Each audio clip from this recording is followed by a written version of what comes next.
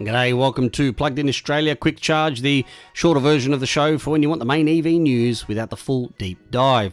This is Quick Charge for episode 66, Tuesday the 23rd of June 2026. And today we've got Tesla's full self-driving supervised version 14 rolling out in Australia, Tesla hitting 1,000 Supercharger stores locally, Kia confirming an electric people mover, Leapmotor upgrading the C10, Thing launching with very sharp prices, and a wave of new EVs and plug-in hybrids from Geely, Chery, Porsche, Denza, Maserati, BMW and Honda. Oh, it's a lot happening. Let's get into it. Alright, first up, Tesla has started rolling out full self-driving supervised, aka FSD, version 14 in Australia and New Zealand. The key word is still supervised. Now, this doesn't make your Tesla autonomous, and the driver still needs to watch the road and be ready to take over. But version 14 is a meaningful update for owners with compatible hardware for cars who have paid for FSD or subscribe it. Tesla says the system reacts around 20% faster, makes better decisions in poor visibility, handles obstacles and lane changes a little bit better, and improves driver monitoring. It also brings better behaviour around emergency vehicles, school buses, complex traffic lights, and unusual road situations. The practical takeaway is that Tesla's driver assist system is getting more capable in Australia, but it's still not a robo-taxi, and you are still the driver.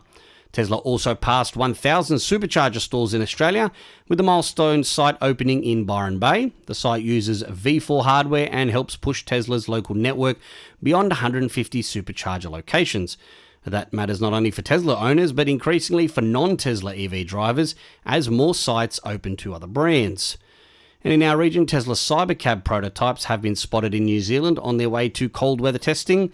That's not a confirmation for Australia, unfortunately, but it does show Tesla is testing two-seat autonomous robotaxi in the Southern Hemisphere. And next, Kia has confirmed the PV5 Passenger for Australia. This is the 7-seat people mover version of Kia's electric van platform. It's due in late 2026 and it will sit alongside the Carnival, but it's a little bit smaller and obviously fully electric. The PV5 is expected to use the same drivetrain as the cargo version, a 120 kilowatt, 250 newton meter front motor with a 71.2 kilowatt hour battery. The passenger version is expected to offer around 390 kilometers of WLTP range. The cargo version is rated at 416 kilometers. Now, pricing is not locked in. However, Kia is indicating the passenger version shouldn't be dramatically more expensive than the cargo van.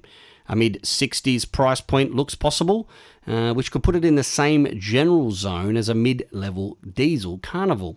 This could be a very useful vehicle for families, for community transport, disability transport, airports, hotels and fleets. Kia is only targeting modest numbers at first. However, the PV5 could become an important electric people mover in Australia. Leapmotor has also had a big week. The C10 design long range now gets a bigger 81.9 kilowatt hour LFP battery, 510 kilometers of WLTP range, 220 kilowatts of power, a 6.2 second 0 to 100 time, and 800 volt architecture with up to 180 kilowatts DC charging. The price stays at $49,888 before on roads.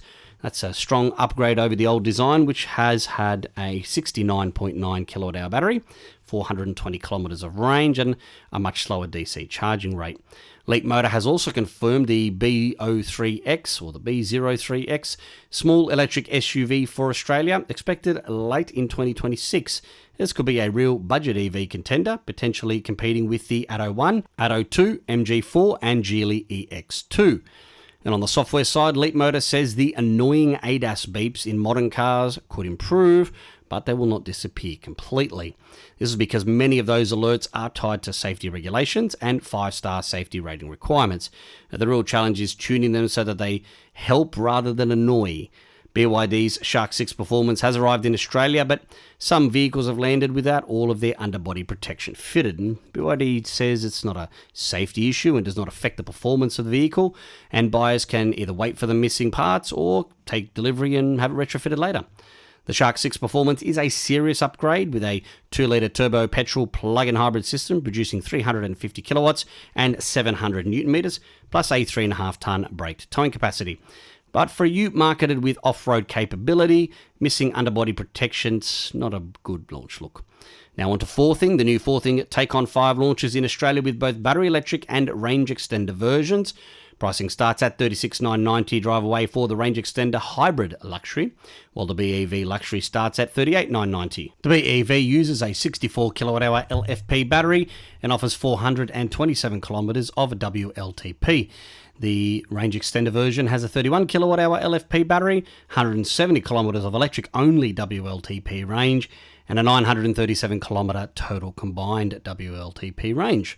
Now that makes the range extender version the cheapest EREV in Australia at the moment, and the BEV one of the cheapest mid-size electric SUVs.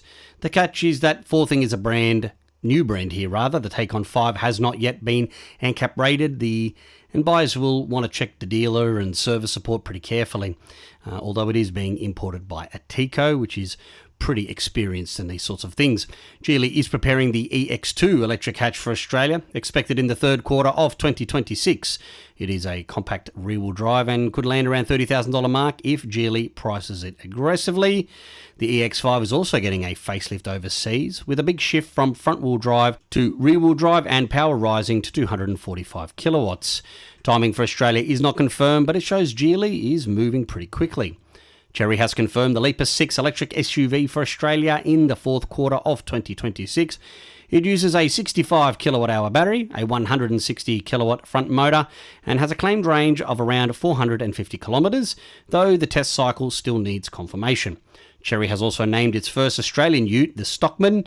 It is set to become Australia's first diesel plug-in hybrid ute, with a 2.5 litre turbo diesel PHEV arriving first, followed closely by a petrol PHEV. Well, not closely, the next year. Expected figures include 350 kilowatts, 800 newton meters, and a 34 kilowatt hour battery, 1 ton payload, and 3.5 ton towing. I'm not sure if they'll do both of those at the same time, but we'll see how we go. Porsches are adding simulated gear shifts to the updated Taikon through a system called eShift. It gives the EV 8 virtual gears, shift feel, engine braking behaviour, and a stronger sound, similar to that found in the Hyundai Ioniq 5N. And at the same time, Porsche has ruled out a fully electric 911. The 911 will continue with combustion and hybrid technology, but not as full EV. That tells us that Porsche is still committed to EVs, but it is being careful with most emotional models.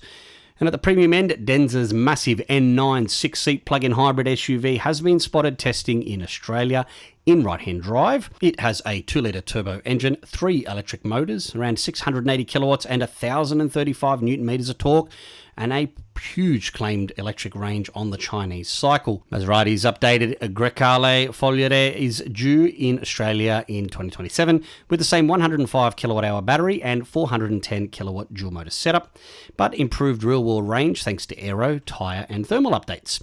BMW has revealed the electric iX5 with its biggest ever battery, up to 144 kilowatt hours depending on the market. And it's got 425 kilowatts in the M60 form as well. It is not confirmed for Australia yet, but it would make sense given how important the X5 is in this market. Honda has also revealed specs for its tiny Super One electric city car, which is headed to Australia later this year. It has a 29.6 kilowatt-hour battery, 206 kilometres of WLTP range, 47 kilowatt normally and 70 kilowatts in boost mode. And it's got a simulated shifting for a little bit of fun, a la Porsche. Finally, the New South Wales road user charge debate is back. The state is looking at charging EVs and plug-in hybrids by distance from July 2027. Supporters say road funding needs to adapt as fuel excise declines, but critics say charging EVs too early could slow adoption and repeat the problems Victoria faced when its EV charge was struck down by the High Court. The fairest long-term answer is probably a national system that applies to all vehicles and accounts for weight and distance and avoids double charging drivers, but getting there is going to be messy. And that's it for Quick Charge episode 66 for Tuesday, the 23rd of June, 2026. For the full episode, we go deeper into all the stories that we mentioned here today. That if you want all the specs, make sure you have a listen to that. And just quickly, while I've got you here, I did mention it on the full episode that moving forward, I'm going to be doing one full episode a week, unless it's an extremely busy week, may do two, but just finding it a little bit difficult to do so many of the full episodes every week. As you can see, I haven't done one of these for about a week. I think for the longevity of the podcast, even though I haven't been doing it for that long, I need to sort of pace it a little bit. So we will have the quick charge episode on a daily basis or every second or third day, depending on what news is out there. And then on a Friday or a Saturday, we will do our full deep dive episode and cover everything in just a little bit more detail. Thank you all very much for listening. And until the next time, stay plugged in and stay charged. Ci vediamo.